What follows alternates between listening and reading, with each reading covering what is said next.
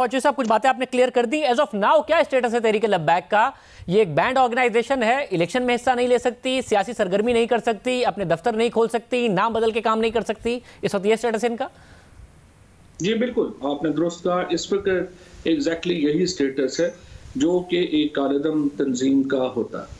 और सब मुझे साथ ही बताएगा कि मुस्तकिल बुनियादों पर अब क्या हल इनका करना है। अभी तक हमने ये देखा है 4 साल में कि रियासत शुरू करती है क्रैकडाउन से और ख़त्म करती है मुज़ाकरात पर। वज़ीर आज़म ने कल खुद कहा कि जी दोबारा कि उनके लिए जो फ्रीडम ऑफ स्पीच का मसला है, हमारे लिए तौहीन का मसला है, वहाँ फिर कुछ हो जाएगा क्या? हम फिर खुद कुछ हमला कर देंगे, ये फिर अगर इस्लामाबाद आ जाएंगे? कोई मुस्तकिल बुनियादों पर कोई हल सोचा है इस मामले का? देखिए शायद पहली बात तो ये है कि ये 4 साल का मसला नहीं है, ये तो अशरों का मसला है। और यही पाकिस्तान की हमारी जो बदकिस्मती रही है, जो हमने अपने इदारों को जिस तरह एक एक करके तबाह किया है। अब पाकिस्तान में ज़रूरत इस बात की है कि रियासती इदारे जो हैं वो अपने पाँव के ऊपर खड़े हों। और जिस तरीके से हमने एक पूरा इंटरनल सिक्योरिटी मैकेनिज्म है उसको हमें रिव्यू करने की ज़रूरत है। कैसे हम अपनी इंटरनल सिक्योरिटी जो है उसको एक मौसर बना सकते हैं। और जिस तरह से आपने बिल्कुल दुरुस्त कहा है कि हम शुरू करते हैं, मुज़ाकरात करते हैं, फिर पीछे जाते हैं। रियासतें ऐसे नहीं चल सकती। और ये जिस तरीके से यहाँ पे अब भी हुआ है, आप देखें कि बात होती है, मतलब आप अंदाज़ा लगाइए कि ये कैसे कोई कह सकता है कि आप मेरे से कम मुसलमान हैं और मैं आपसे ज़्यादा बड़ा मुसलमान हूँ। ये तो जो अल्लाह और रसूल के जो फैसले हैं या जो उनकी जजमेंट के काम हैं, यहाँ पे हमने प्राइवेटाइज कर दिए हैं। और ये इस तरह से नहीं मुल्क जो है चल सकते, रियासतें इस तरह से नहीं चल सकती हैं। लेकिन हमारी बदकिस्मती है, और आपसे एक जो है पहले भी जो है ये बात हो रही थी कि चूंकि एक तवील अरसे से हमने अपनी रिट जो है वो एब्डिकेट करते रहे हैं, अपनी रिट जो है वो ख़त्म करते रहे हैं। तो सूरत हाल ये है कि आपको मुज़ाकरात करने पड़ते हैं।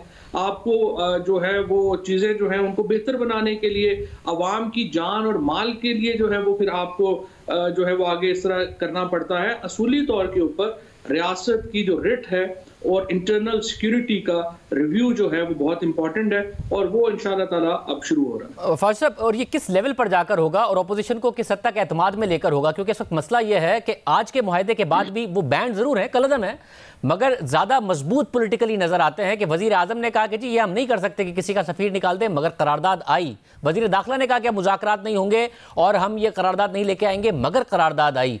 तो इस वक्त भी जो पिछले मुआहदों के बाद जिस तरह तहरीक लब्बैक मजबूत हुई थी, आज कलदम होने के बावजूद सियासी तौर पर ज्यादा मजबूत होकर सामने आई।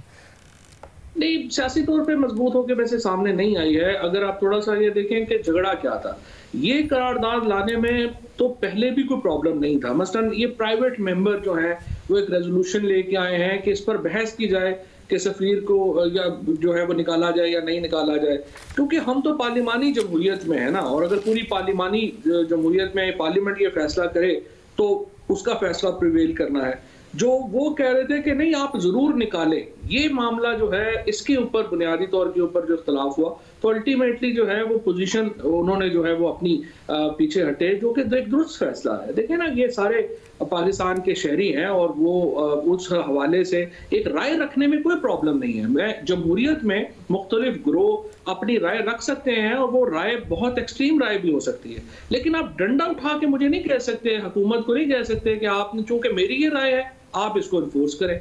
इस तरह तो फिर पूरी रियासत का स्ट्रक्चर गिर जाएगा। और ये बात जो है वो आज हुकूमत ने जो अपना जो पार्लियामान के अंदर भी जो रेजोल्यूशन आई है, इसमें इसी चीज़ का ख्याल रखा गया है और कहा भी गया है कि ये डिक्टेशन नहीं को दे सकते। साहब, अगर मामला हमने देखा है कि 2011 में एक जमात और उसका गवर्नर के ऊपर सवालात उठ रहे थे, वो अपना दिफा कर रहे थे। फिर 2017 में दूसरी जमात ये बता रही थी और अपनी हुजूर पाक सल्लल्लाहु अलैहि वसल्लम से मोहब्बत का दिफा कर रही थी और अपनी मुसलमानों ने का दिफा कर रही थी। आज पार्लियामेंट में वज़ीर आज़म इमरान खान कितना ज़्यादा रसूल से मोहब्बत करते हैं, इस बात की गवाही दी जा रही थी। हम मुसलसल जो स्पेस है उसको छोड़ते आए हैं और ये मामला आगे बढ़ेगा कैसे? क्योंकि आज भी नूरुल हक कादरी साहब जो वज़ीर मजहबी उमूर हैं, उन्होंने अपोजिशन पर हमला कर दिया और उन माजी में क्या होता रहा, उनके ईमान के हवाले से सवाल उठा दिया, जो कि असद उमर साहब ने फिर एक बड़ा मेच्योर स्टेटमेंट दिया बाद में कि नहीं जी सबका किसी के ईमान पर सवाल नहीं उठ सकता। ये मामला कैसे बढ़ेगा? अपोजिशन को जब तक मिलाएंगे नहीं कि जी रियासत में आगे बढ़ना कैसे? देखिए, सच्ची बात यह है शाहजेब, ये नैरेटिव की जो लड़ाई है ना, बयानिए की, ये पॉलिटिशियंस नहीं लीड करते, ये एकेडेमिया लीड करता है दुनिया में। हमारे यहाँ जो मीडिया है या पॉलिटिशियंस हैं, हम तो पॉपुलर ओपिनियंस के पीछे जाते हैं। मसलन आपने जो प्रोग्रामों की रेटिंग है वो बिल्कुल आप पब्लिक ओपिनियन से हट के प्रोग्राम तो नहीं कर सकते, लिहाजा जो एंकर्स होते हैं वो रेटिंग्स के ऊपर जाते हैं। इसी तरह पॉलिटिशियन ने वोट लेने होते हैं, वो बड़ी को पॉपुलर ओपिनियन अनपॉपुलर ओपिनियन के साथ ही जाते।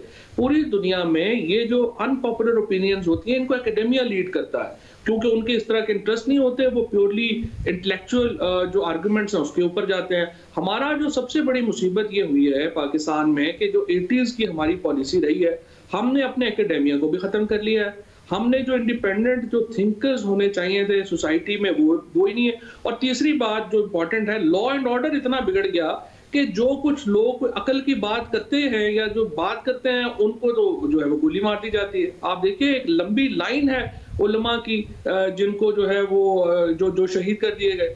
अब रियासत की जो बुनियादी जिम्मेदारी है वो ये है कि एक ऐसा माहौल बनाए लॉ एंड ऑर्डर का जिसमें लोग अपनी ओपिनियंस दे सकें और उस ओपिनियन के बाद ये ना हो कि कोई आके उसको गोली मार दे। मगर अकेडमी जाहिर है एक डिबेट जनरेट जरूर कर सकती है, मगर फवाद चौधरी साहब जो ताकत एक सियासी लीडर में होती है जो करोड़ों वोट लेता है, बयानिया सियासी लीडर ही बना सकता है। एक एंकर या एक प्रोफेसर, एक एकेडमिया, ये कोई नहीं कर सकता। जो ताकत इमरान खान साहब में है या फिर मरियम नवाज में है या नवाज शरीफ में है या फवाद चौधरी साहब के बयान में है, वो बयानिया कोई और नहीं बना सकता। तो हमारी सियासी जमातों को फैसला करना पड़ेगा कि जी हमने इस इशू को अपने सियासी फायदे के लिए इस्तेमाल नहीं करना, नफरत अंगेजी के लिए नहीं करना, तभी मुल्क आगे बढ़ सकेगा। और रियासत ने भी फैसला करना है, जाहिर है रियासती इदारों ने। नहीं, ये बात आपकी बिल्कुल सही है, इसमें कोई शुबा नहीं। जो पार्लियामेंट के मेंबर्स हैं उनकी जो ताकत है, ओपिनियन लीडर्स के तौर के ऊपर उनकी जो ताकत है, वो उससे कोई किसी को जो है वो दो राय नहीं है। लेकिन मैं सिर्फ ये कह रहा हूँ कि जो अनपॉपुलर ओपिनियंस होती है ना, वो इनकी तरफ से इनिशिएट करना मुश्किल होता है। मैं इस मसले के ऊपर बात नहीं कर रहा, ये तो देखिए एक तयशुदा बात है। रियासत में अगर हम एक दूसरे का ईमान जज करने के ऊपर सियासत करेंगे, एक दूसरे को अच्छा और बुरा मुसलमान कहने के ऊपर सियासत करेंगे, तो फिर तो ये तबाही है। फिर तो इसमें कोई जो ये तो हम ऐसी आग लगा देंगे जिससे कोई बचेगा ही नहीं। मैं आपको मालूम है मेरा तो हमेशा नुक्ता नज़र इसके ऊपर बड़ा वाज़े रहा है और कभी भी मैंने शदीद तरीन दबाव के बावजूद भी जो मजहबी हवाले हैं उनके ऊपर सियासत नहीं की है।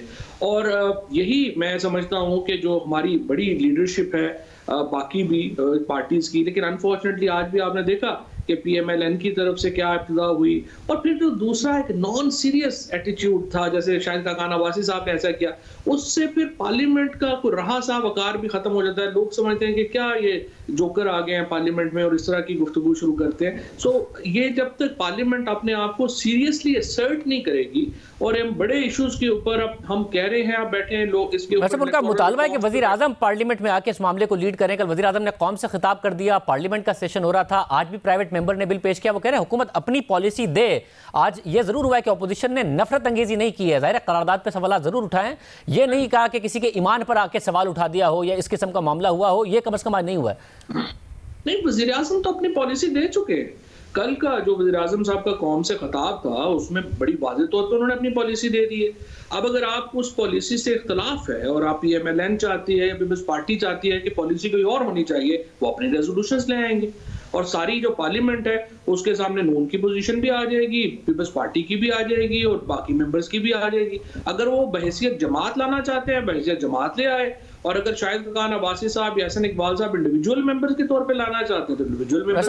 मगर आप चाहते हैं कि पार्लियामेंट से फैसला आए, क्योंकि जाहिर है ये मामला मिसमैनेज हुआ, उसके बाद पार्लियामेंट ही में हुकूमत गई है। जो अल्टीमेट हमें फोरम नजर आ रहा है कि जो कि रेस्क्यू कर सकता है सिचुएशन में वो पार्लियामेंट है। तो वजीर आजम को भी पार्लियामेंट से नहीं लीड करना चाहिए, बजाय इसके कौम से उन्होंने खिताब जरूर कर दिया कि पार्लियामेंट में आए, अपोजिशन को एतमाद में लें और आगे बढ़ें, वरना आगे फिर ये मामला होगा, फिर इसी तरीके से प्रोटेस्ट होगा, क्रैकडाउन से शुरू होगा, मुआहदे पर खत्म होगा, रियासत की रेट और कमजोर होगी।